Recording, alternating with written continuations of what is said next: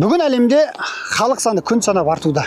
Сарапшылардың айтуынша 2050 жылға қарай жер бетіндегі адам саны 10 миллиардқа жуықтайды. Бұл дегеніңіз азық-түлікке, әсіресе ақуызға, яғни етке деген сұраныс күрт артады деген сөз.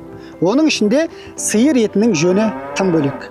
2023 жылы Қазақстанда 1 миллион тоннадан артық сиыр еті өндірілген. Бірақ сол өндірілген еттің көбін өзіміз жеп қойып отырмыз. Себебі соның 6-7% ғана экспортқа шығарылады екен. Дәл осы тұста экспорттық әлеуеті жоғары компаниялардың маңызы тым зор. Сондай компаниялардың бірі Казбиф. Бұл жерде қазіргі уақытта 7 мыңнан астам мал баспары бар бордақыланады. Бұл жерде тек қана етті бақта емес, сонымен қатар сүтті және сүтті етті бақта да малдар бар. Казбиф әлем алдында қазақ етіне деген сұранысты өзгертті, арттырды. Казбиф бұл жай ғана ет өндіруші компания емес, бұл толық өндірістік тізбегі қалыптасқан, жылына 20 мың тонна ет өндіретін, 8 елге экспорт жасайтын заманауи ет индустриясының флагманы. Казбифтің шаруашылық базасында 12 мың басқа дейін аткорм алаңы, жылдық мөлшері 30 мың бастың төңірегінде мал айналымы, сонымен қоса заманауи ет комбинаты жұмыс істеп тұр. Бұл жай ғана ет емес, бұл ғылымға негізделген экспортқа бағытталған қазақстандық бренд. Бұл фильм Казбифтің ішкі әлеміне, оның философиясына, командасы мен мақсатына сапар. Бұл ет саласындағы революция жайлы хикая. Ендеше біз бастаймыз.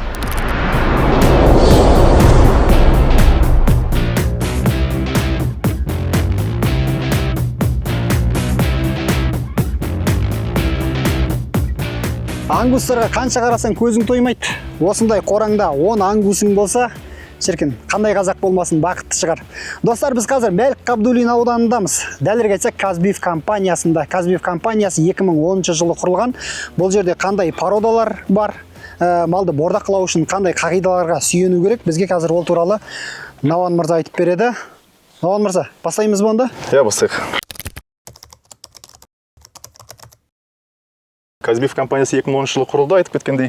Бұл жерде қазіргі уақытта 7 мыңнан астам мал баспары бар, бордақыланады. Бұл жерде тек қана етті бақта емес, сонымен қатар сүтті және сүтті етті бақта да малдар бар. Негізгі біздің бұл бордақылау алаңы салынған себебі, өйткені Қазақстанда сапалы, мәрмәрлі етті шығару болды. Өйткені Қазақстанда ондай болған жоқ. Қазіргі уақытта бізде сол мәрмәрлік мрамор дейміз, мәрмәрліктің ең бір жоғары сапасына жеттік десе болады. Бір бөлігін экспортқа жібереміз, қалған бөліктерін осы ішкі және тұтынушыларға жіберіледі Қазақстанда. Қателеспесем, Казбиф 8 елге экспорт жасайды, Қытай, оның ішінде жаңа Ресей, Біріккен Араб Әмірліктері бар, тағысында. Жалпы Қазақстанда өндірілетін мәрмәр еттерге сұраныс қандай негізі? И біздің фишкамыз неде негізі? Отымды тұстарымыз. Отынды тұстар болғанда, қазір кезде енді адамдар бұрынғыдай емес. Қазір сапалы ет, және де бұл ветеринария жағынан, санитария жағынан таза ет болған қалайды. Кісілер қазір тек қана мысалы нарыққа емес, сонымен қатар ресторандармен мысалы супермаркеттерден алғысы келеді сапалы ет. Сондықтан сол сұраныс болғаннан кейін бұл Казбифтің компанияның шығарылуы пайда болды содан. Науан енді мысалға бар ғой, менің айналамда да біздің дала кемпке келген қатысушылар да осы Казбифке келгісі келеді. Казбифті көргісі келеді, сіздердің методикаларыңызды, малға қандай рационмен қоректендіресіздер, тамақтандырасыздар, соның бәрі білгісі келеді, байқағысы келеді, осы жерді көргісі келеді. Неге Казбиф елдің аузында? Енді мен ойымша Казбиф компаниясы енді етті бағытта нөмір 1-ді болем Қазақстанда. Бірінші бұл технология жағынан, малды өсіру жағынан, жалпы барлық жағынан нөмір 1-ді болем негізі Қазақстанда.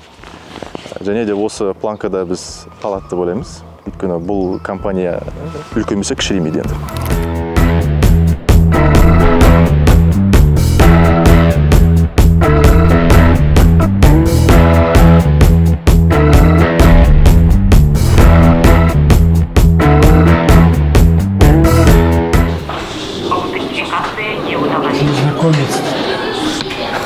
Незнакомец.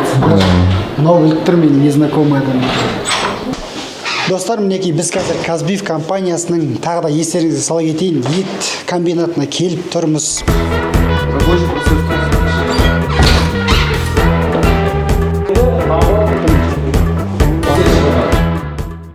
бізде барлығы тез, өйткені жұмыстың өзі темпі бар. Әрбір жұмысшы, былай айтқанда, өз темпімен жұмыс істеу керек. Міне, біз осы жерден өтеміз.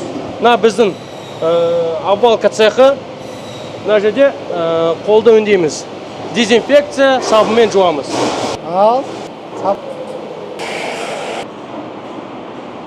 Ал, Асылжан енді бізге айтып жер. Жалпы Казбифтің ет комбинатындағы жұмыс неден басталады? Ең бірінші не тұрады? Содан бастап рет-ретмен айтайықшы. Жаңағыда айта кеткендей, жұмысшылар кіріп, обработка жасайды, барып өздерінің пышақтарын алады, кольчугаларын алады, ол защита полная. Бұлай қарасақ, кольчуга бәрі бар, соны бәрін киініп алған екен, сотрудниктер кіріп, мынан даярланып қойған мрамор компьютеріне өткен уже тушаларды алып шығады. Жартылай бұқа ет. Мұнда кіреміз. О, мәссә. Мына ет ертең бөлшектенеді. Жартылай бұқа еттері. Мұнда 50 бас, жартылай тушалар 100. Мыналар 12-ші, 13-ші омыртқаның ортасынан бөлініп, мына жерде рибай мен стриплойның ортасынан бөлінеді.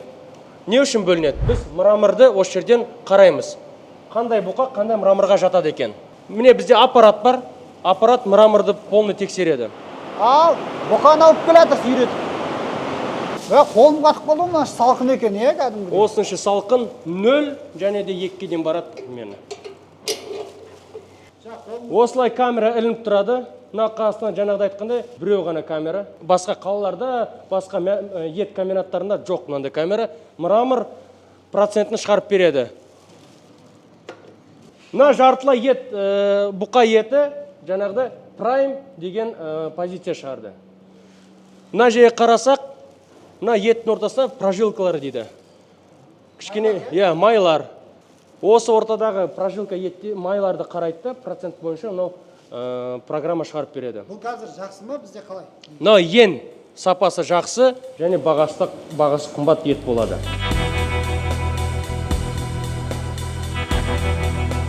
Енді мен қазір науан қарап тұрмын, бұл жерде Ақбас та бар, Әулиекөл породасы да бар, не бар, Герефорд бар, сосын Ангус бар. Жалпы мысалға бұл породалардың бір-бірінен айырмашылығы неде? Бұлардың жейтін тамағы қателеспесем бір. Қайсы күйді жақсы алады, етті қайсы жақсы береді, және де қайсы төзімдірек келеді, қайсы тиімді негізі. Енді шын айта керек, бұл жерде тұқымдардың бәрі бар. Кісілер мысалы ойлауы мүмкін, тек қана етті бағытта ғана бұқаларды бордаққа болады деп, жоқ олай емес. Негізі сүтті бағытта да және етті сүтті бағытта да бұқаларды бордаққа болады. Нәтиже көрсеткендей, біз аналитиканы санаған кезде бұл жерде бұлардың күнделікті және тәуліктік қосатын салмағы да Ангус және Ақбас, Герефордтан кем емес. Ең бастысы бұл жерде және бұлардың азықтары, екіншіден және күтімі. Егер осы жағдайдың бәрі дұрыс жасалған болса, бұнда бұлардың да нәтижесі жақсы көрсетіледі. Сонда не нәрсеге мән беру керек жалпы? Біріншіден бұл және азықтандыру, екіншіден күтімі және содержание дейміз. Үшінші енді вакцинациялары уақытылы болып жасалып отырса, бұлар да жақсы көрсеткіш көрсетеді. Казбиф жалпы малды семірту үшін, оларға жақсы күй беру үшін, етті мәрмәрлік дәрежеге дейін жеткізу үшін қандай рациондарға сүйенеді? Малға қыста не береді, жазда не береді, көктемде күзде не береді деген сияқты. Бұлар тек қана осылай тұрады, бұлар шықпайды ғой енді осы жерде ғой. Қыста жазда бізде осылай ашық алаңда тұрады. Қысты күні мен жазды күні рацион бізде бөлек емес, бірдей, негізі бірдей, тек қана қысты күні бізде жүгері сүрілімінің дәрежесі кішкене 10%-ға көтереміз. Өйткені малдарға қысты кезде енді бір жақ салқын болғаннан кейін энергия керек болғандықтан біз оның кішкене қосамыз сүрілімді. Ал негізі бұл жерде жаңа келген малдан бастап кеткенге дейін біз жаңа келген малға бірден жаңағыдай финишті рацион бере алмаймыз. Неге? Өйткені бұның ішінде жоғары және арпаның пайызы жоғары. Егер де біз оған бірден беретін болсақ, малдың және ішкі құрылысы көтере алмай қала ма? Көтере алмай қалады, содан кейін мал өліп қалуы мүмкін жылдам. Сондықтан бұл жерде өзінің бір стептар бар. Степ 1-ден бастап 4-ке дейін, 1, 2, 3, 4, содан кейін финишный рацион бар. Бірақ көп қалған мысалы бір айдың ішінде бұлар степті болса, қалған уақыттары финиште тұратын болады.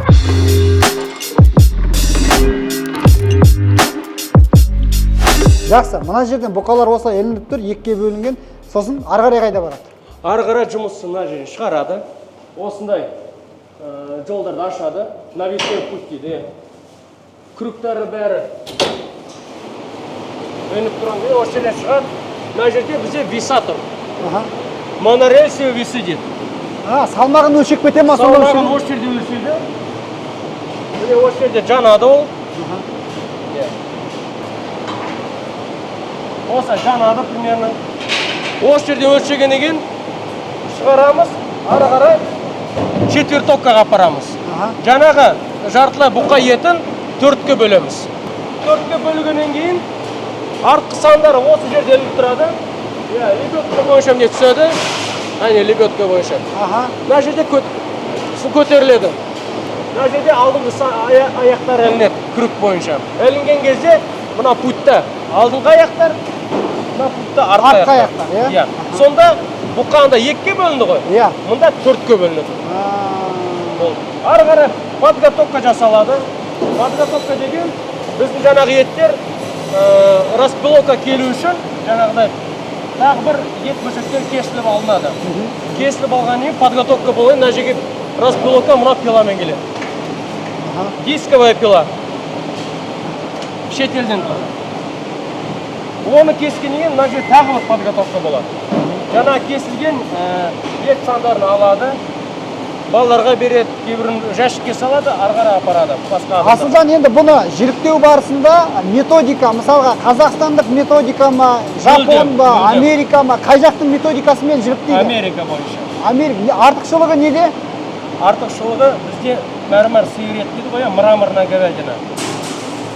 Біздің қазақ дәстүрі бойынша соған кезде жаңағы ет бөлшектері мускул бойынша бөлінбейді. Жілік бойынша кетеді бізде, Бізде дәстүр бойынша турала береді да, өзіңізді қалай керек.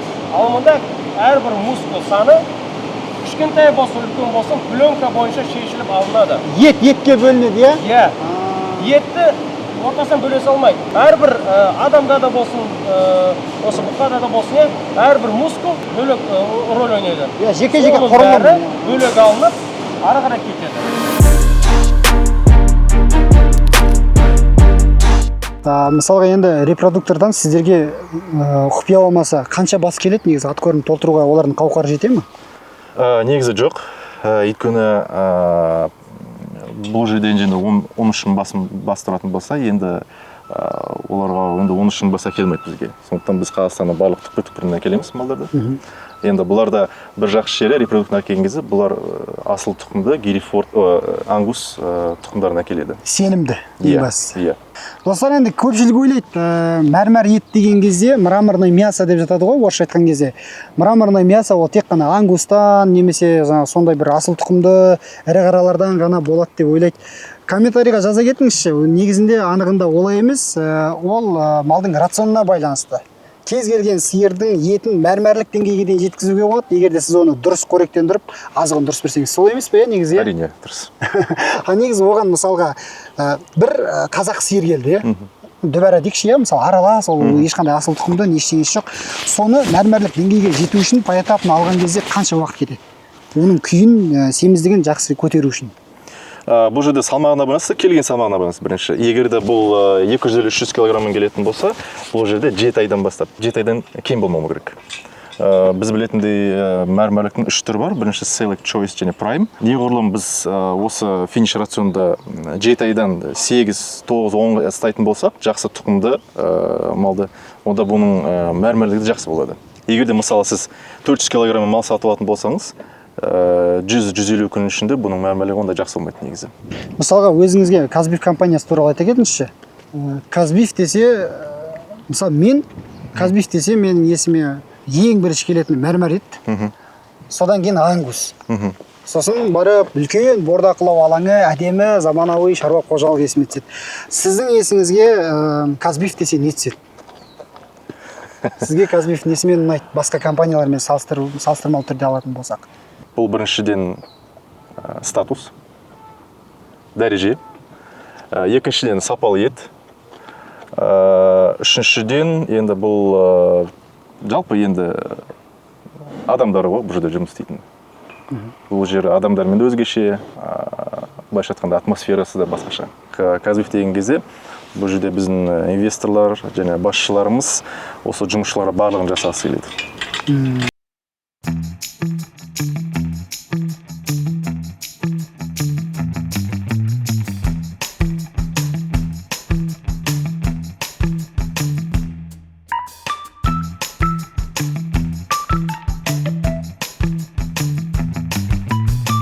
Жерге келді, сосын ары қарай қайда барады?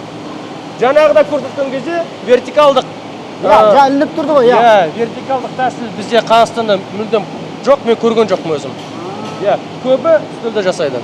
Жаңа лопатка болсын, сам болсын, үстелге қойып алады да үстелде бөлшектейді. Олай да болады, бірақ бізде осындай методикамен жасаймыз, вертикалда ет бөлшекте тәсілімен.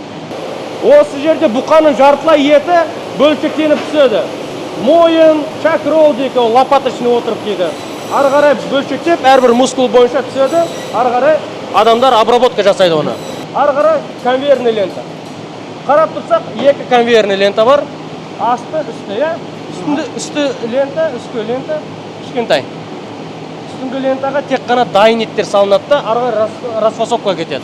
Оған дайындайды міне осы үстелдегі жұмысшылар. Обвальщиктер, желозчиктер.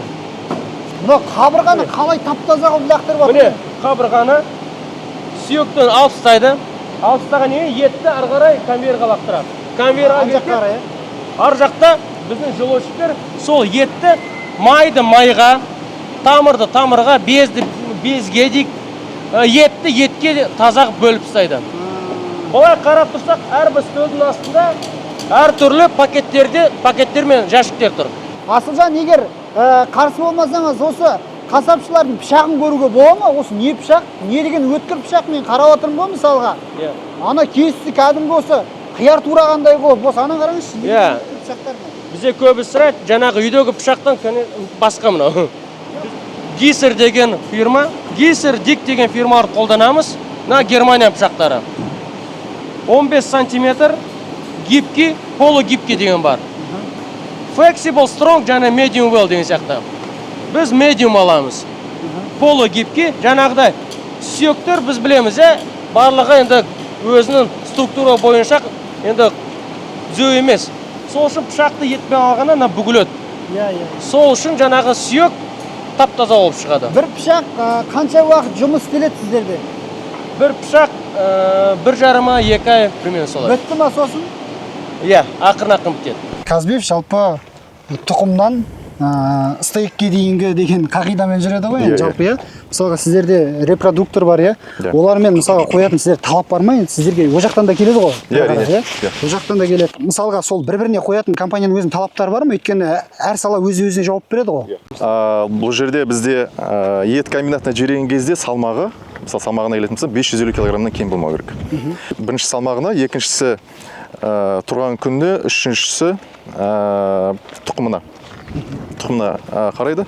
Егер бұл және барлық айтылған нәрсе дұрыс жасалатын болса, оны соғылын бұның бағасы да қымбат болады.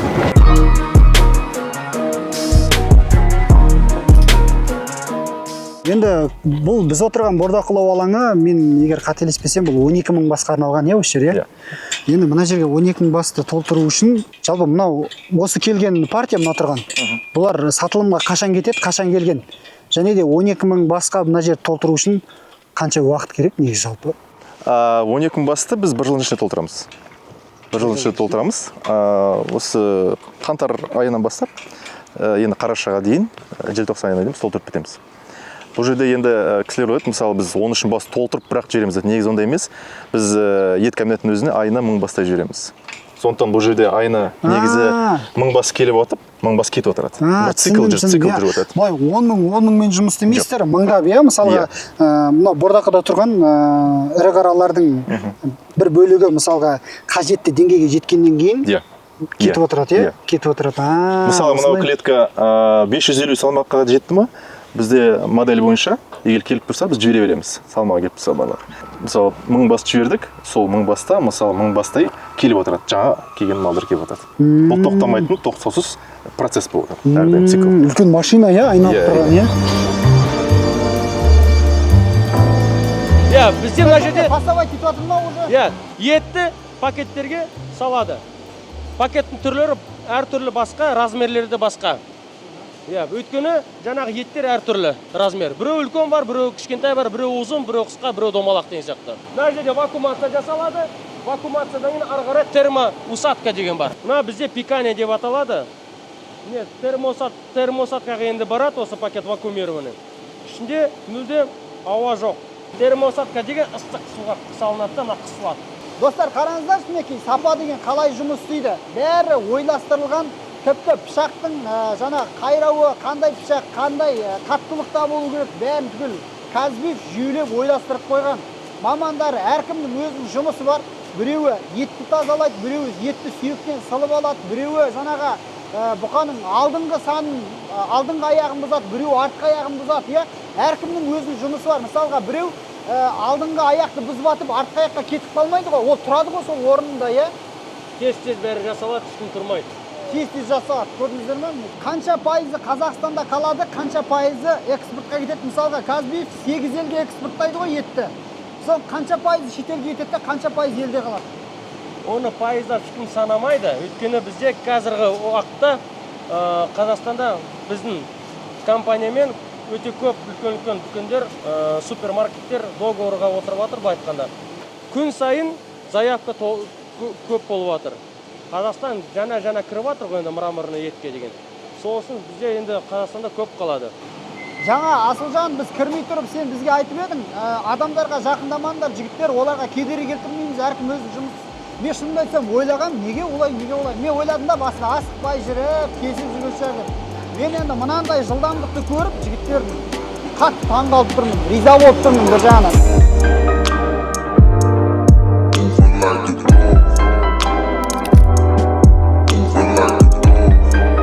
Енді мынау малдың рационына келейікші, мысалға мынау тұрған.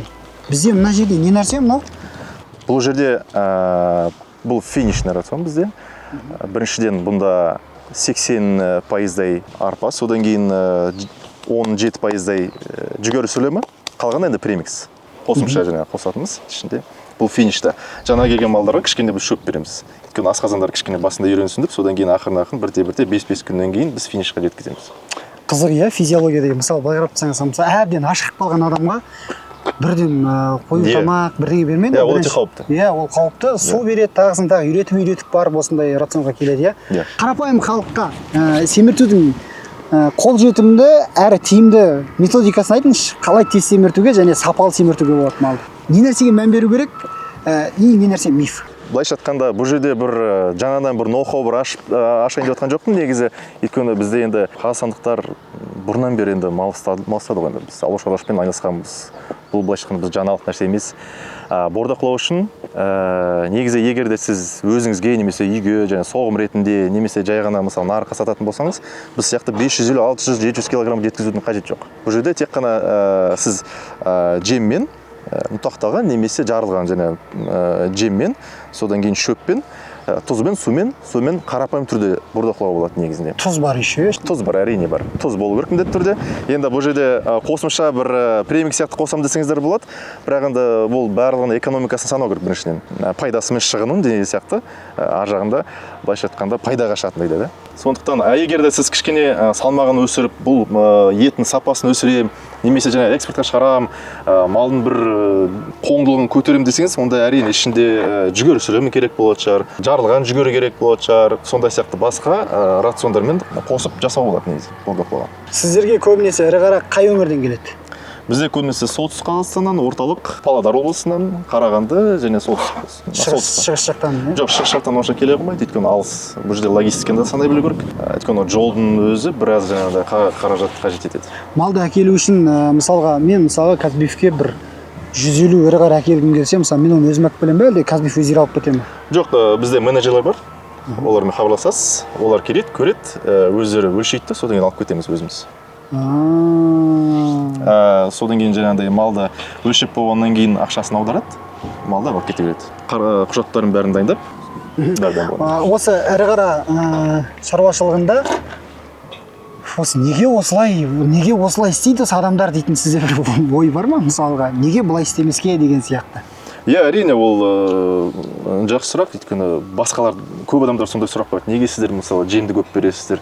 неге сіздер тағы да ішіне бірдеңе қоспайсыздар, неге шөпті көп қоспайсыздар, бұл мал неге күйіс қайтармайды, және басқа біздің айтпақшы, неге бұл шынында да күйіс қайтармайды? Негізі күйіс қайтарады, бірақ онда көп қайтармайды. Себебі өйткені күйіс қайтару үшін бұл жерде шөп болу керек. Шөп көп болса, күйіс мал көп қайтарады. Біздер рационда тек қана жаңадан келген малдарға ғана бұқаларға береміз. Бұл жерде көрсеңіздер, шөп жоқ. Кейбір ойлауы мүмкін, мысалы, шөп бермесе мал өліп қалады, мысалы, немесе асқазан көтерілмей қалады. Негізі олай емес, өйткені біз жаңа айтқандай, біріншіден бірте малдың жаңа рационы өзгеріп отырады. Степ 1-ден 4-ке дейін өскен сайын бұның жем көлемі де мөлшері өсетті, силыстың көлемі азайып отырады. Сонда сиыр күйісті шөп жеген кезде ғана қайыра ма? Көбінесе иә. Егер шөп егер байқасаңыз, күйіс қайтарады, бірақ оны көп қайтармайды, аз да уақытта ғана. Мен жаңа сіз айтқан кезде ғана байқап тұр екенмін, шынымен де мына жердегі сиырлар күйіс қайырмайды екен, иә? Достар, қызық. Мысалға мен енді өмір бойы мен көрген сиырдың бәрі шайнаңдап тұрады, күйіс қайырып. Мына жерде ондай жоқ екен. Сосын бұл жерде тек қана еркек бас қой, иә? Көбінесе енді 90% еркек бастар, қалған ұрғашылар. Енді өзіміз репродукты келгенде ұрғашы бұлар бар. Негізі жемдеу келген кезде еркек пен ұрғашының айырмашылығы? Негізі қатты айырмашылық жоқ, бірақ көбінесе ұрғашыларда кішкене май жинау көбіректе болады. Сосын сіздерде мысалға бордақылау алаңына келетін ірі қараның жасына мән бересіздер ме? Мысалға бір критерий бар ма? Мысалы ол 5 жастан үлкен болмау керек, немесе 6 жастан үлкен болмау керек деген сияқты. Иә, әрине, бұл жерде 7 айдан бастап қабылдаймыз. 7 айдан бастап, қателеспесем 15 айға дейін қабылдаймыз. Ол не нәрсеге әсер етеді? Не нәрсеге әсер етеді дегенде біріншіден бір жасында өзі бір күйді тез көтеретін жасы болып тұр ғой шамасы, иә? Иә, енді қатты кішкентай болмау керек. Мысалы, енді 4-5 айлық бұзауларды қабылдамаймыз. 7 айдан бастап. Бұл жерде субсидияға мән беру керек, өйткені қателеспесем 7 айдан бастап субсидияға ілігеді олар. Сіздер сол жағына мән бересіздер? Иә, әрине. Өйткені бізге мысалы шаруашылықта тапсырған кезде әр килограммына 200 теңге бұлар субсидиялады. Енді мысалға мына қор бар ғой? Күніне неше рет салынады бұл қор? Күніне 2 рет салынады, таңертең салынбас бұрын, және былайша айтқанда бізде енді канадалық система болғаннан кейін технология банк скоринг систем деген болады. 0-ден бастап 4-ке дейін. 0 деген сөз, яғни дым ештеңе жоқ деген сөз, 4 деген сөз толып тұр деген сөз. Негізінен кейбір шаруалар ойлауы мүмкін да, егер мысалы таңертең мен келген кезде мен кормушкам тап-таза болса, яғни мал дұрыс жақсы жет деген сөзді ойлайды мысалы. Бірақ негізі ол қате түсінік, өйткені таңертең келген кезде бұл жерде бір мөлшем қалу керек міндетті түрде. Егер бір тап-таза ештеңе жоқ астау босамау керек, иә? Иә, босамау керек. Егер бос болып тұрса, мүмкін бұл жерде енді 300 бас өтеді бір клеткада. 300 бас тұрғаннан кейін жетпей қалуы мүмкін. Иә, ішінде уже лидерлер болады, лидер емесі де болады. Біріншіден лидерлер жегеннен кейін, мысалы олар бәрін жеп қойса, дым қалмаса, алар желмей қалады. Сондықтан сіздер жаңағында біреу жейді, біреу желмей қалады. Яғни малдың қоры барлығына жеткілікті болу керек. Әрине. Әлдісі де бірдей жеу керек. Иә, бұл сүтті бағыта да солай. Мысалы таңертең келген кезде, бұлар жаңа кормовой стол дейді, кормовой столда бір аз мөлшер болса да қалу керек негізінде. Сондықтан біз қараймыз болса. Негізі идеалдып жаңа бізде 2 болу керек. 0-де емес, 4-де емес, 2 болу керек. 2 болса, яғни барлығы жеді, барлығы тойды, кішкене қалды деген сөз.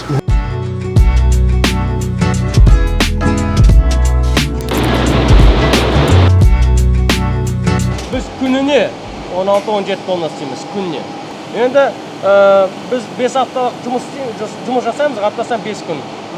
Енді 20-21 күн, енді өзіңіз санап кетіп қалыңыз. 12 айға көбейтіңіз, суммасы шығады. Сол кезде шығады. Қазір бізде 50 бас күнде өтеді. 50 бас осы жерден, иә? 50 бас бұқая. Енді Асылжан, жақсы, осы процесс осымен бітті ма жұмыс, осы мына фасовать етеді, сонымен аяқталды ма? Фасовать етеді, ары қарай термоусадка деген жер үрлейді, жаңағы судың бәрін келтіріп тастайды, ары қарай этикировка. Жаңағыда дайын продукцияны қараптарға салады. Достар, шынымды айтайын, мен қатты ризамын. Біздің елде осындай кәсіпорын жұмыс істеп жатқанына, осындай масштабта, осындай сапада жұмыс істеп жатқанына мен сондай бір бойымды қуаныш кернеп тұр. Мынандай үлкен жұмысты осындай сапада жоғарғы деңгейде жасап жатқан өндіріс орнында мен тұңғыш рет көп нәрсені көріп жүрмін. Негізі шамалы нәрсеге таңғала қоймаймын. Жарайды, мен сіздерге бір дәлел келтірейінші. Міне, мына жігітті қараңызшы, мысалы, немесе ана жігітті қараңызшы, иә. Әркімнің өзінің жұмысы бар, әркім өзінің жұмыс орнында кәдімгі сағат сияқты тарс істейді. Бір бұқа келді, мына жерге ет толып салафанның ішіне кіреді да, супермаркетке кетіп қалып жатыр ғой, былайша айтқан кезде. Менің осы ғой таңғалып тұрған. Көрдіңіздер ме? Керемет деп айтуға болады.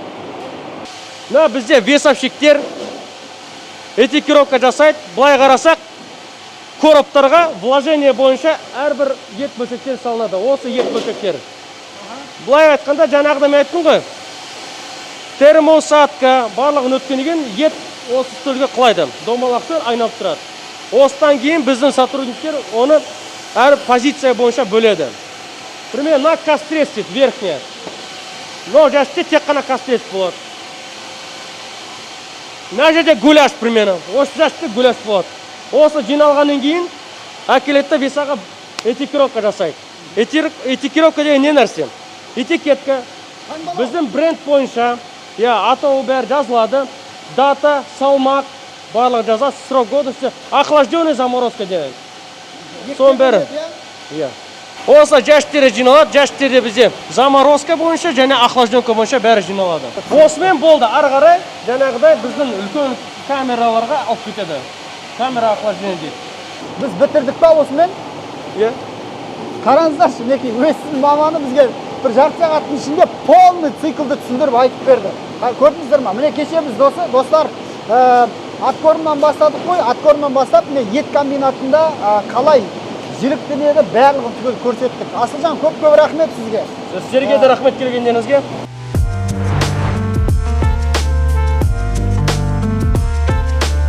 Науан енді вакцина туралы айтайықшы. Енді сіздер жаңағы бұл Казбифтің тағы да бір артықшылығы, бұл жердегі мал бет талаптарға сай бүкіл тексерістен, бақылаудан, вакцинадан бәрін түгел алып, кәдімгідей салан мамандары осы жағын жауап беріп, түгел қамтамасыз етіп отыр. Басынан бақа жағына шейін қазақша айтқан кезде.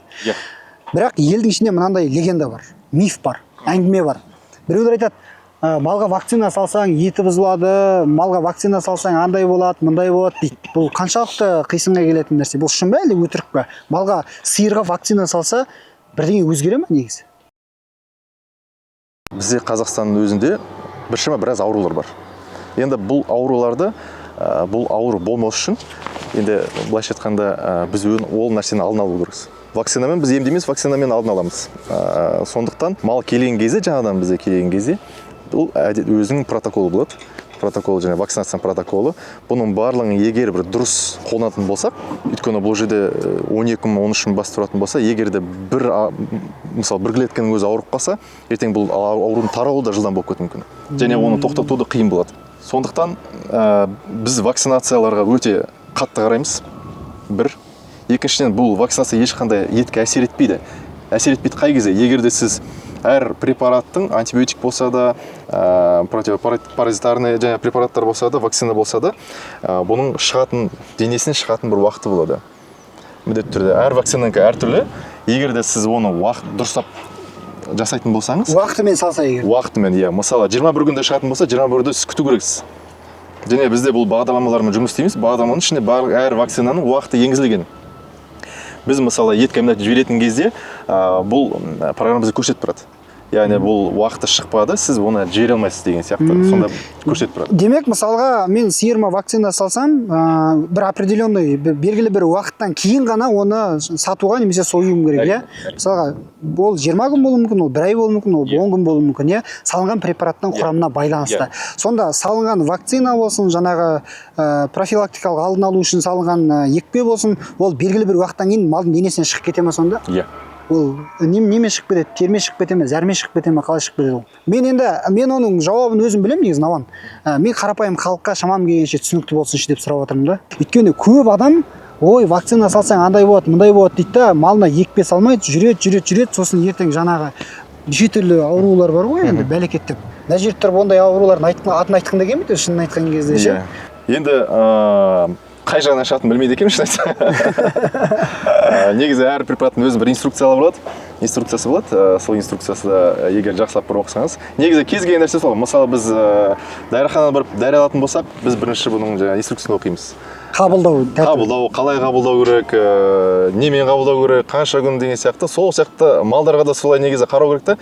Бізде өзіміз және сертификация бар да, жыл сайын келетін аудит болады. Global Gap деген.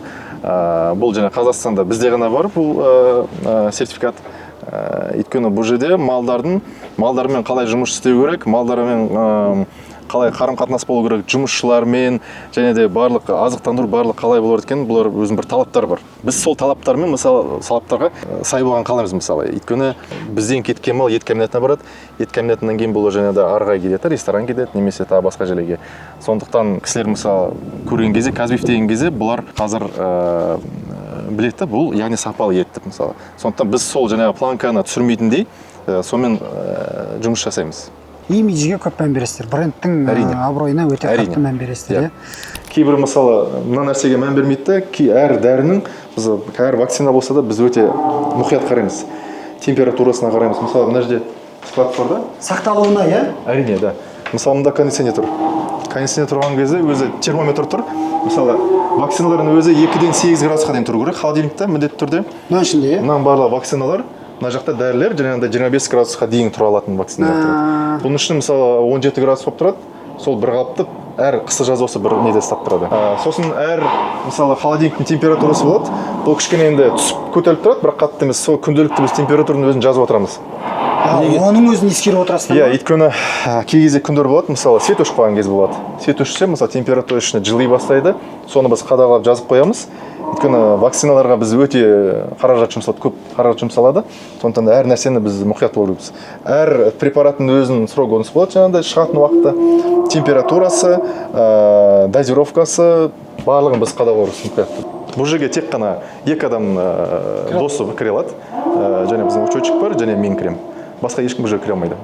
Басқалар кіре алмайды, өйткені ол жерде жаңағыдай басқа бір дәрі алып қойды, қате дәрі алып қойды, немесе керек болса сіз алып бересіз. Или жаңа екінші кісі алып береді. Иә, немесе басқа бір қолына алып кететін жағдай болмайтындай камерамен тұрады ішінде жеке камера тұрады.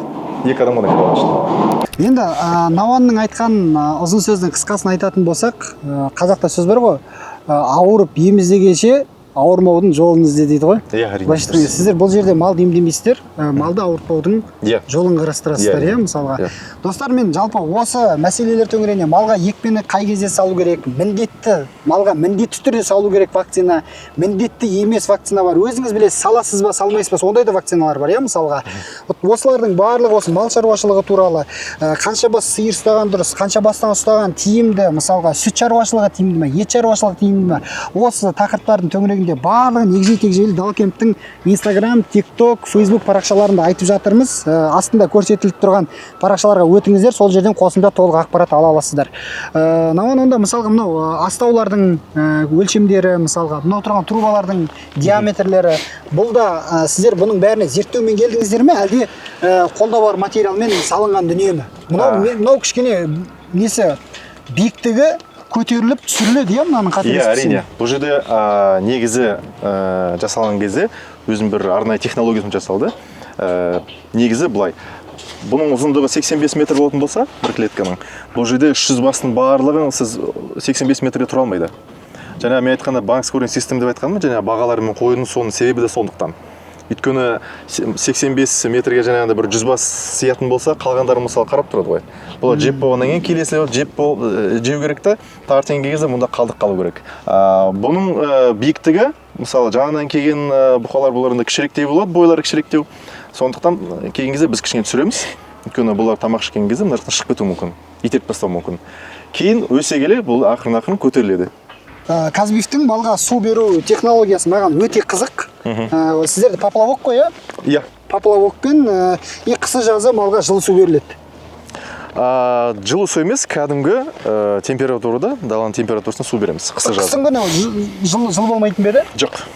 Мынандай бір қате бір миф бар да, бұлардың ойынша бордақылау кезінде жалпы кез келген уақытта мал жылы су ішсе жақсы бордақланады, ауырмайды деп ойлайды мысалы. Негізі олай емес, өйткені малдың өзінің бір асқазаны, өзінің бір температурасы бар, мал ішкеннен кейін бұл температурамен жылытып отырады өзі. Сондықтан бізде енді жылыту системасын қойған жоқпыз. Өйткені оның өзінің бір минустары бар, бірақ енді биыл немесе келесі жылға біз енді жоспарлаудамыз барлық жерге жылыту системасын қоямыз деп. Өйткені бұл жерде қысты күні қатты аяздарда енді поилканың бет жақтары қатып қала береді, шариктары қатып қала береді, сол жағынан кішкене қиыншылықтар бар, кішкене біраз қыстың уақытты көп қажет етеді.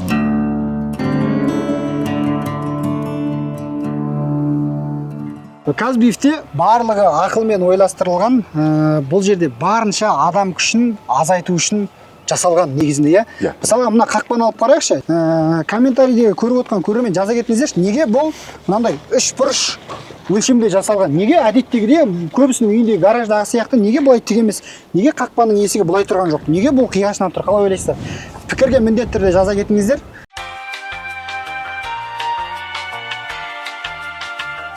Ал енді жазып болсаңыздар, мен сіздерге жауабын айта кетейін. Бұл әдейі осылай жасалған. Мысалға, мына жақтан келе жатқан көлікке мына жаққа кіріп кету өте оңай. Немесе мына жақтан келе жатқан көлікке мына жаққа кіріп кету оңай. Науан, дұрыс таптың ба? Иә, дұрыс, әрине дұрыс. Біз қазір ары қарай жалғастырамыз. Малды, сиырларды суару тәсілімен сіздермен бөлісеміз. Онда ішке қарай кірейік, иә? Иә. Ой, Казбифтің мал суару системасы деген өте керемет достар. Мысалға, айдалада ел жоқ, ешкім жоқ жерде, мысалға, су жоқ, өзен, көл жоқ жерлерде әдейі арнайы скважиналар қазылады.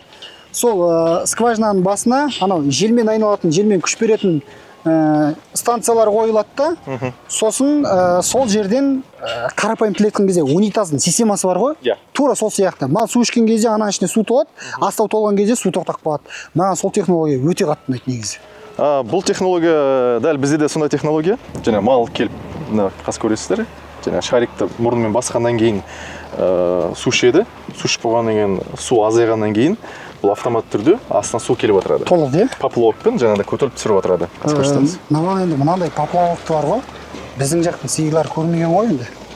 Мынаған поплавокқа үйрену үшін де біраз уақыт кете ма бұларға? Иә, басында бұл клетка толтырылған кезде біз мысалы 2 шаригін алып тастаймыз. Неге өйткені енді бұлар шабыштан кейін мүмкін онда көрмеген де шығар. Жай ғана бір шелекпен суарды ма бұларды білмейміз енді. Сондықтан бұл екеуін алып тастаймыз. Клетка толғаннан кейін, бір 10 күннен кейін біз қайта орнына қоямыз. Мынаған үйрену үшін, иә? Бұл жерде өте қызық система. Мына шариктар тұр міне, ішінде сіздерге көрініп тұр ма? Мына салмағы әжептәуір ғой мына шариктар, не? Иә.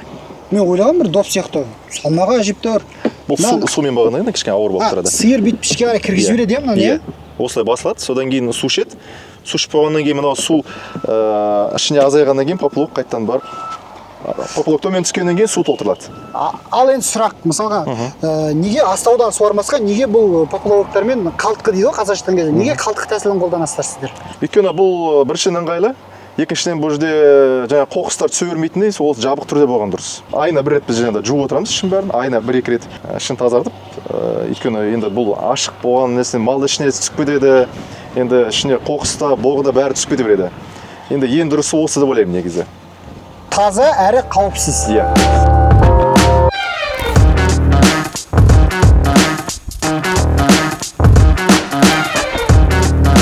Это цех полуфабрикатов.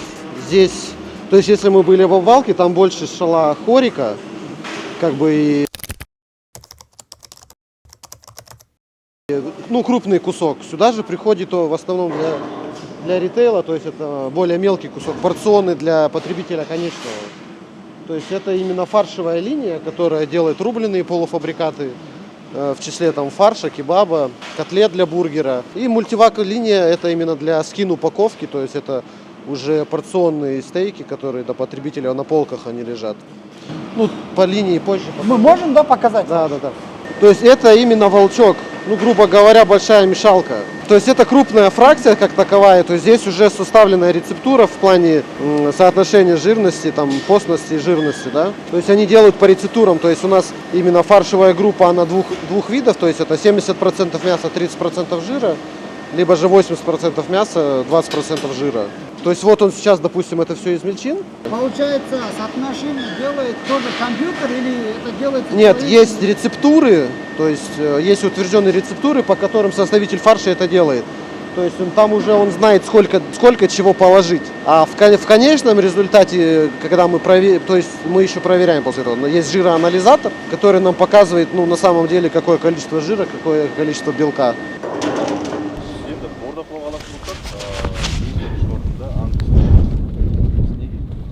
Енді бұл система қай жақта? Бұл қай жақтан келетін құрылғы мынау? Бұл енді шетелден келген құрылғылар. Біз енді Канададан, біз енді жалпы бізде технологияның бәрі канадалық технологиямен жасалынған. Сондықтан ең тиімдісі осы деп ойлаймын қазіргі уақытта. Мына негізі бір іскер қазақтың жігіттері болса мына қолдан себе алады негізі, иә? Әрине болады. Бұның мысалы мына поилканың өзі жеке-жеке барлығы сатылады. Шаригінен бастап қақпағы мен астындағы құрылғы бәрі жеке-жеке сатылады. Егер де мысалы арзанырақ немесе басқа бір тиімдірек жасаймын десе болады негізі. Керемет. Лайк, маған ұнайды. Енді сіздер жылыту системасын қоясыздар бұған, иә? Иә, әрине. Қыстың күні мынаның бір жақ жері осылай поплавокпен тұрғанның бір жақ жері қыстың күні мынаның айналасынан аса мұздақ атпайтын шығар. Кей кезде болады, егер поплавоктың жаңағы бір қатып қалған кезі болады. Қатып қалған кезде су мысалы сыртына төгілуі мүмкін кішкене. Бірақ енді бұл қатты толмайды, өйткені мына жер қатты мұз баспайды. Кішкене ғана болады, енді оны айына бір-екі рет енді ойып отырады. Себебі мал тұрған кезде мұзда тұрса тайғанай береді, немесе тізелеп қалмау керек деген сияқты. Егер мал тізелеп қалса, проблемалар көбейе бастайды. Өйткені су тізеде тұрған мал тағы да мысалы жаңа артрит сияқты аурулар пайда болуы мүмкін. Бұл енді мүлде басқа тақырып, иә? Ветеринария бұл, иә? Иә, әрине.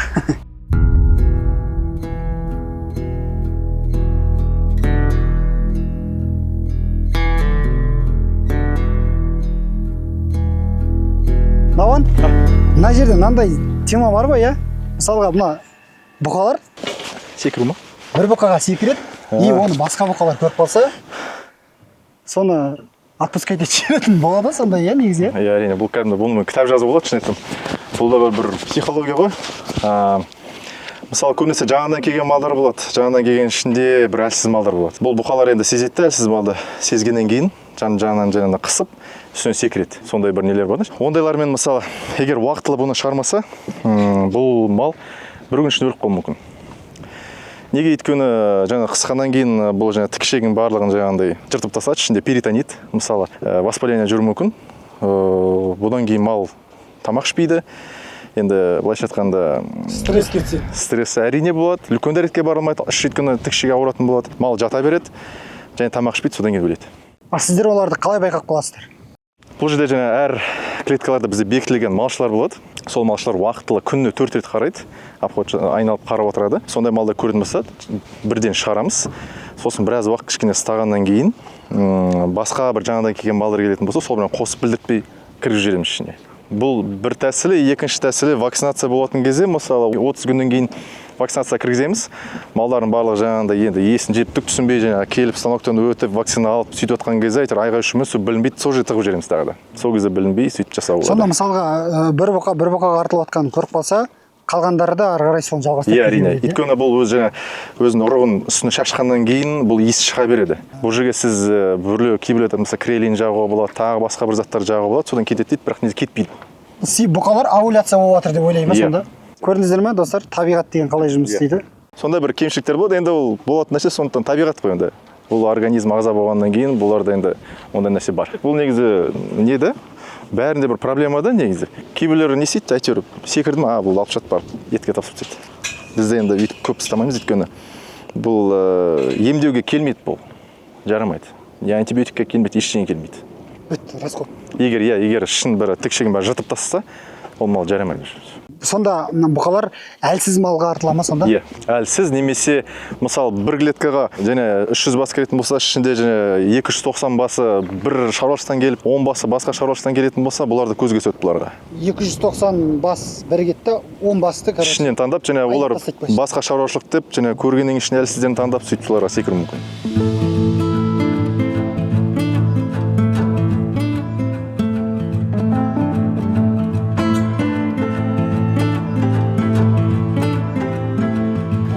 Енді сіз жаңа айттыңыз ғой, мысалы, бұлар әлсіз малға артылады деп, иә? Иә. Сонда бұлар әлсіз малды қалай анықтайды? Былай қарасаң бәрі күйлі ғой. Бұл психологиялық тұрғыда әлсіз бе, биологиялық тұрғыда әлсіз бе, күшіне қарай ма, несіне қарап әлсізді анықтайды бұлар сонда?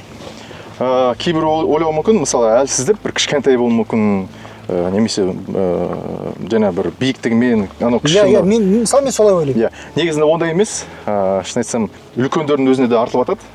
Бұның ішіне бір былайша айтқанда енді өздерінің бір былайша айтқанда бір есниктері ғой, олар ішінде таңдайды да өздері әлсіз мал таңдап соған артылады. немесе ол ауру болуы мүмкін, ауру малға да артатын да болады. Ну, жалпы ключевой сөзі әлсіз, Иә. Әлсіз малға артылады. Иә.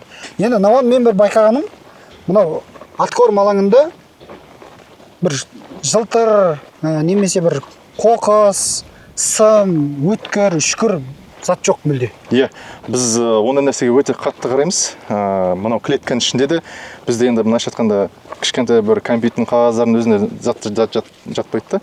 Өйткені мал бұны жегеннен кейін бұл асқазанда жаңа пакет сияқты бір сым, тағы бір заттардың бәрі жіп барып тұрып қалуы мүмкін. Сондықтан енді былайша айтқанда бұның бағасы да былайша айтқанда малдың өте жоғары тұрады да, сондықтан әр нәрсеге бір мұқият қараймыз. Сондықтан тіпті мынау әр жерде жүрсеңіз ешқандай бір артық зат таппайсыз территорияда. Өз жалпы сиыр деген бір шеге жұтқыш, сымды жұтқыш, сондай емес па? Иә. Бұлар неге өйстеді бұлар? Енді бұл менің ойымша бұларға бір жағынан қызықты, екіншіден кейбір мысалы малдарға бірдеңе жетіспегеннен барып жейді. Темір мүжейді бар, енді басқа ауылдарда бір сүйек мүжейтіндер болады, мысалы. Тағы сым пакет, енді олар бір жағынан қызықты, енді ондай жек көрмеген деген сияқты ондай болуы мүмкін. Былай асқазанға түскеннен кейін бұл жаңа темір тесек сияқты заттар асқазан жұмыс істегеннен кейін барып мысалы жүрекке қадалуы мүмкін. Мал бірден өліп қалады деген сияқты. Сондықтан ол әр нәрсеге қатты қараймыз біз.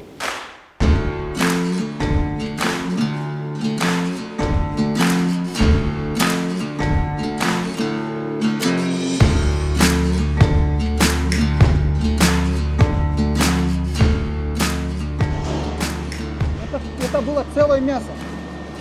Это вот мы когда в обвалке были, видели, жиловщики, когда куски зачищали, у них были обрезки. То есть это котлетное мясо, как таковой тримминг. И только он идет на котлеты, на фарш в смысле. Вот это уже получается измельченное, оно идет на перемешивание в мешалку. То есть там компьютеру задается какое время задано, да, ему. Здесь автоматическая линия, то есть по сути здесь только оператор наблюдает за этой линией, чтобы она не остановилась, она, если что-то возникает, он там это исправляет, соответственно, меняет упаковочный материал, выбирает программу, то есть в зависимости от продукта, в принципе все. То есть вот идет само перемешивание, лопасти в одну сторону, в обе стороны.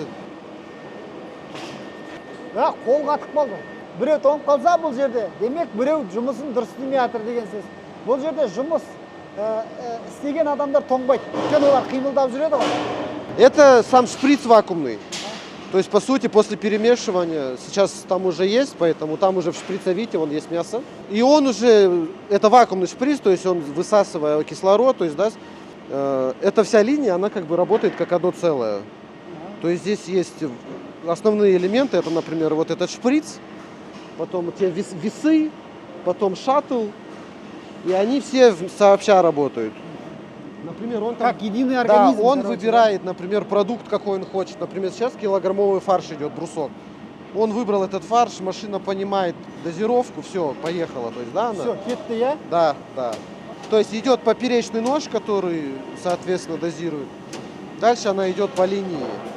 Здесь он также выбирает. То есть, если это килограмм, это именно фикс-вес. То есть, это статические весы, которые показывают каждого бруска вес. Если вес не совпадает... Себе, он здесь каждый фарш по килограмму определяет, да? Да. Если меньше, больше, он скидывает его. Ох, ничего себе. То есть у него есть, понятное дело, немного погрешность, плюс-минус, например, 15. Потом здесь дальше идет шаттл. Программа понимает, с какой периодичностью, то есть укладывать, с каким расстоянием, чтобы это потом у нас в пленку переместилось. Қараңдаршы достар, қалай тура түседі, иә? Қараңдаршы, қалай жұмыс істейді. Келді, алты фарш, тарс түсті, ары қарай кете береді. Келесі партия келді, тарс, болды, ары қарай кете береді. Это именно станция этикировки. То есть опять же машина понимает, с какой периодичностью, в какое место это все клеить. То есть это уже упакованный продукт.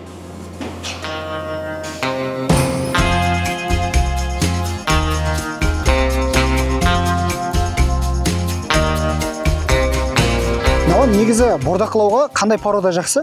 Ангус бар, шароле бар, мысалға ақбас бар, әулиекөл бар.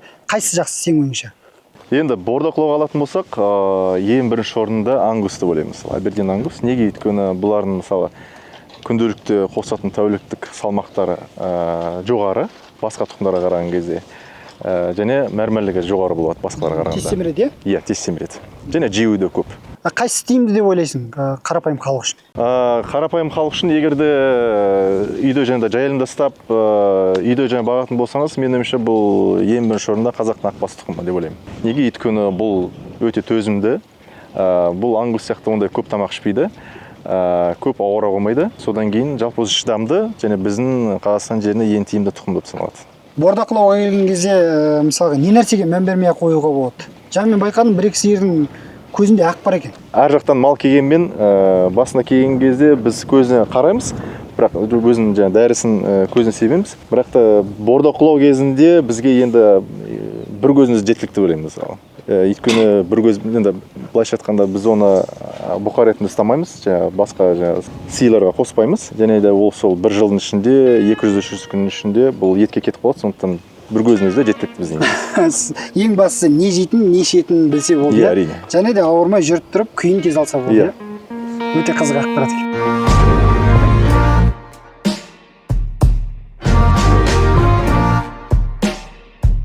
Науан, енді мына біз тұрған ғимарат жайында айтып берші, бұл енді біз сырт.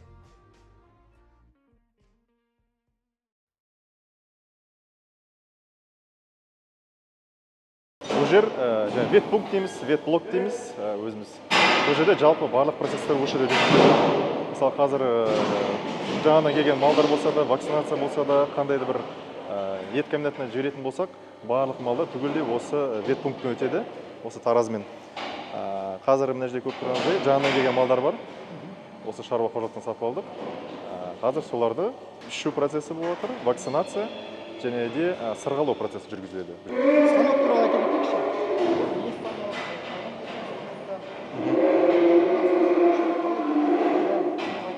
Енді бұл жерде раскол деп айтамыз. Раскол дегеніміз малды осы жермен өткіземіз.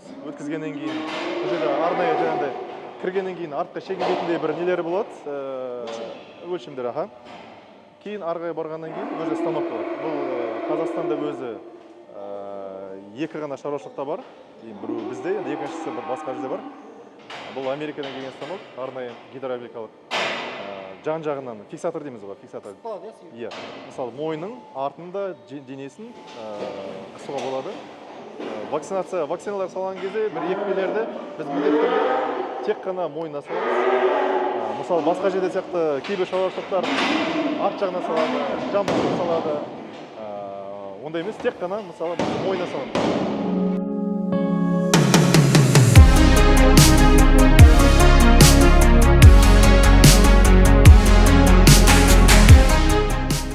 Здесь вакуумная именно упаковка. Оператор, он именно закладывает продукт уже. Вот это то, что ложит она, это влаговпитывающие салфетки. На каждый продукт, понятное дело, он знает, какой вес должен быть. Вот эта пленка сама, она получается, то есть путем нагревания. То есть сначала бобина изначально вот такая черная, вот она. Это все автоматом здесь делается, да? Да, то есть пленка вот именно загружается. Здесь уже под воздействием горячей температуры, то есть она вытягивается и придает, там установлены специальные формы. Также потом дальше продукт идет уже, здесь идет именно вакуумирование само, здесь уже идет запайка. Да, идет уже запайка сама. И на выходе уже именно получается уже готовый продукт. Ну дальше, соответственно, остается только проэтикировать. Почему говорят скин упаковка, что как вторая кожа? Супер, супер. Достар, мінекей, мәрмәрланған ет дегеніңіз міне осы. Бұл еттің қарапайым еттен айырмашылығы, мына еттің әрбір талшықтарының арасында көріп тұрсыздар ма? Міне майы бар. Мінекей майы бар. Бұл етті қазанға салып асып жеуге болмайды. Бұл ет қылып асып жеу үшін тым қымбат ет. Бұны әдемілеп мангалда жақсылап пісіру керек. Бұл соған арналған ет. Қараңыздар, мінекей. Осы еттің барлық циклын сіздерге көрсеттік.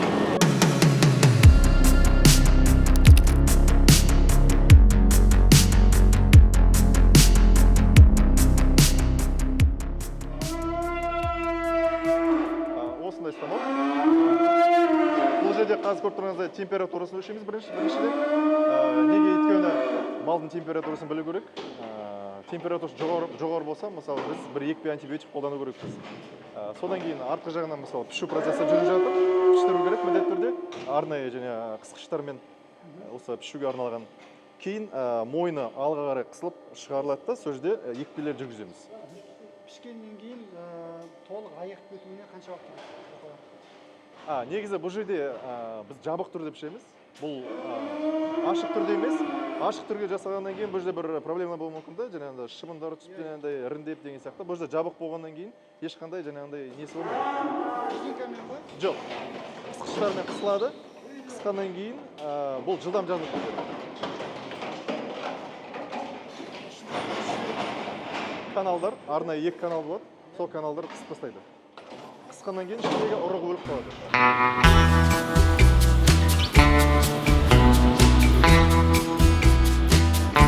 Здесь у нас уже зона складов начинается. Ну, такой первый этап, если мы говорим о замороженной продукции, то это шоковая заморозка. То есть перед тем, как пойти на хранение, продукция замороженная у нас 24 часа шоковой заморозки сколько находится. градусов? Минус 35 в среднем. Если хотите, можете сходить. Я не пойду. Ойбай! Астананың қысымы. Достар, біз қазір Казбиевтің ет комбинатындамыз. Мына біз тұрған жерде ауа температурасы минус 35. Жаңа ғана даладан жанып, ыстықтап, қайнап келгенбіз. Қатып қалдым. Нереально ғой мына жерде тұру. Мәссаған. Мен қолымды қараңдаршы. Қолымның қап-қара болып кетті ана ішіне кіріп. Это о чем мы говорили. То есть там мы сейчас видели, это бруски килограммовые фарша. Это именно в форме котлеты. Благодаря этой линии у нас еще появилась именно такая упаковка в газомодифицированной атмосфере, где у нас именно, опять же, это продукт для ритейла. То есть это уже идет в магазин. Такая симпатичная упаковка. Да, она симпатичнее, чем вакуумная упаковка. Ну и вакуумная упаковка, она больше такая большая, для больших объемов. Здесь две штуки котлеты. Две котлеты, да, 260 грамм, сотый диаметр у нее. Бұл жерде көптіңізде міне мысалы қазір мына бұқаның салмағы 295 килограмм. Қазір бұл жерге чип салынады. Чипті біз құлағына саламыз. Құлағының ішке жаңа терісінің ішіне салынады. Содан кейін сырғаланады. Сосын екінші тағы бір сырғасы бар. Бұл осы Қазақстанда ИСЖ-мен бекітілген өзінің сырғасы болады. Нумерациясы, иә? Иә. Сонымен қатар біз ауыз қуысын тексереміз міндетті түрде. Өйткені бұл ауызсыл ауруына қарсы біз аузының ішін қарау керекпіз міндетті түрде. Улған ба, жара бар ма? Иә, жара болса, немесе тілі, мұрнына жарақатталған болса, бұған да мән береміз қатты. Кейін бәр процедура біткеннен кейін вакцинацияны салып жібере саламыз. Бір бұқаға мысалы қанша уақытта шамамен? Бір бұқа 1 минутта кетеді. Бірақ сол уақыт ішінде пішеді, сырғалайды, вакцинасын салады, сосын Сырғалау вакцина пішу болды. осы 3 шаруаға 1 минут ойлаңыздаршы, бір күнде қанша малды өткізуге болады еді?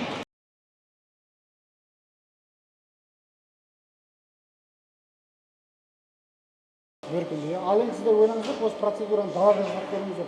Қуып айқайлап, оны жыққанша масқара ғой, деген рахат, иә? Иә. Бұл мынандай аппарат Қазақстанда екеу ақ, иә? Иә, екеу ғана.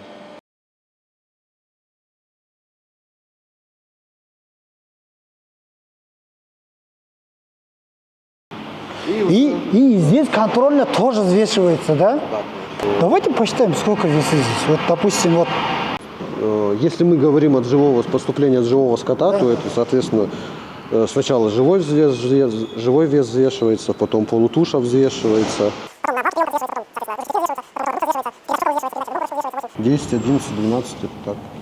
Достар, көрдіңіздер ме? Әрбір жаңағы бар ғой, тірідей өлшейді, сойғаннан кейін өлшейді, одан кейін өлшейді. Жаңа Александр айтып отқандай, бүкілін бәрін түгел есептеп отырады. Сонда жаңағы ана жақта жасалған жұмыстың бәрі осы жерге әкеліп, осы компьютерден шығып тұра ма? Иә, жаңа оператор бөлімі бар, бөлмесі және де осы жерде біз барлық не жасалып жатқанын сол жерде көре аламыз. Мысалға, егер де сол жаңадан кейін мал болса да, немесе жіберілетін ет комбинатынан жіберілген мал болса да, ауырған не болса да, барлығын осы жерде көреміз, осы жерде өңдейміз. Бұл программа, жаңа көрсеткім келгені, Feedlot Record Management деп аталады. Бұл Канададан келген программа, арнайы Қазақстанда осы бізде ғана бар. бұл жерде барлық процессті ветеринария болса да бүкіл перемещение мал ауысқан кеткен барлығын осы жерде қадағалауға болады. Бұл өте ыңғайлы, өте жылдам жұмыс істейді, және де процесстен бәрін осы жерде өңдей бересіздер. Бір малдың бүкіл ақпараты осы программа ішінде тұр. Мысалға бір сиырды көрдім, нөмірін жаздың, қашан егілді, кім екті, қашан екті, кім пішті, қашан пішті, бәрі түгел осы жерде тұр. Бұл жерде тіпті кім басынан бастап келген кезде кім әкелді, және менеджер кім сатып алды бұны, қай кезде әкелді, қай күні, уақытына дейін жазамыз, салмағы қандай болды, содан кейін әр вакцинациядан кейін біз малды өлшейміз қайта-қайта, әр 30-90 күннен кейін өлшейміз. Сол кезде және тәуліктік қосқан салмағын өлшеп көре аласыз да. Қанша грамм, мысалы килограмм болса да 1-2 килограмм, 3 килограмм, соны бір есептеуге оңай бізге мысалы. Excel сияқты жұмыс істейді ғой бұл сондай, иә? Excelге де шығаруға болады. Бәрін есептеп береді. Иә, есептеп береді барлығын. Көрдіңіздер ғой достар, неге Казбиф Қазақстанда үздіктердің қатарына жатады? Себебі бұл жерде автоматтандыруға болатын нәрсенің бәрін автоматтандырып қойған ғой, иә? Жаңа көрдіңіздер ғой, мысалға сырттан келген малды өңдеуге, оған вакцина салуға, құлағына сырға салуға, оны сол жерде піштіруге небәрі 1-ақ минут кетеді. Айтуға сөз жоқ қой мынандай жер. Сонымен қатар бізде енді азықтандыру жағынан біз жеке программа қолданамыз. Өйткені бұл жерде біз бұрынғыдай мысалы бір қағазда немесе ешқандай не қолданбаймыз да. Бәрі электронды. Иә, мысалы сол азық тарататын техниканың бүкіл істеген информациясы тіпті мысалы қанша килограмм салу керек, қанша килограмм әр ингредиентті мысалы егер көп салатын болса, аз салып қойған болса, бұның барлығын біз мына жерде көруге болады. Мысалы точность операторы бар мысалы. Қай уақытта салды, қай ингредиент мысалы көп аз болып қалғанын көруге болады. Қай рационда дұрыс салды ма, дұрыс салмады ма, қанша килограмм барлығын бұл жерде көруге болады мысалы. Дәптер ұстап, журнал ұстап, баяғыдай, ана сен бүйттің ба, мына сен сөйттің ба, сиырға жем салдыңдар ма, шөп салдыңдар ма, ондай әңгіме жоқ. Жоқ, мысалы біз флешканы береміз, барлығын флешка жазғаннан кейін бұған береміз. Бұл екеуі мысалы бұл азықты артатын, содан кейін және азық салатын техника екеуі бір-бір жақындағаннан кейін бұл Wi-Fi мен екеуі қосылады. Яғни екеуі бір салмақты көріп тұрады. Қанша салды, салғаннан кейін қанша салу керек барлығын мысалы жасайды да, содан кейін таратқан кезде дәл сол информацияның барлығы флешкаға келеді. Сол флешканы мысалы алып, мен өзім осына салам. Ошен барын көруге болады. Алдап кету анау деген жоқ. Жоқ. Содан кейін бұл жерде жүгері сүлем болса да, осы 1 айда, 2-3 айда қанша кеткен барлығын қадағалап отырамыз. Бұл жерде мысалы мен бұл жерге ешқандай информация енгізе алмаймын. Мен мысалы бұл жерде бірдеңе азайтып қояйын десем, көбейтіп қояйын десем, мен ешқандай ona доступ жоқ былайша айтқанда. Барлығы автомат түрде. Мына жерде қазіргі таңда қанша адам жұмыс істеп жатыр дедің Казбифта? Осы 12 мың бас бар ма қазір атқорында? Дәл қазір бір 7-нан аса мал бар, бірақ негізі егер мынау малшылар мен учетчик ветеринар бәрін санаған кезде 15 адамыз. Және механизатор санамаған кезде. 7 мың басқа 15 адам бар отыр. Ол жерде екпесі бар, тамағы бар, астын тазалауы бар, жем шөбі бар, бәрін түгел есептеген кезде сол осы шаруашылықта 7 мың басты 15 адам жүргізіп отыр. Ал достар, сіздердің шаруашылықтарыңызда қанша адам бар, қанша мал бар, және де қанша адам сіздер сол шаруашылықты жүргізіп отырсыздар? Сіз осы жағын есептеп көрдіңіз бе? Төменге комментарийға міндетті түрде жаза кетіңіздер. Сосын программа бар да, жаңа санақ жүргізетін, мысалы ай сайын біз санақ жүргіземіз.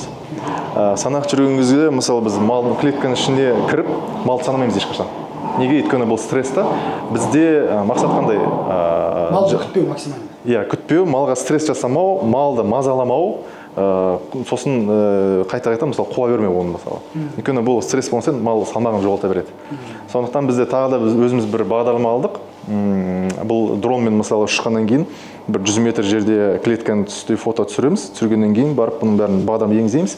Енгізгеннен кейін бұл өзі санап береді. Мысалы клеткада қанша мал тұрғанын.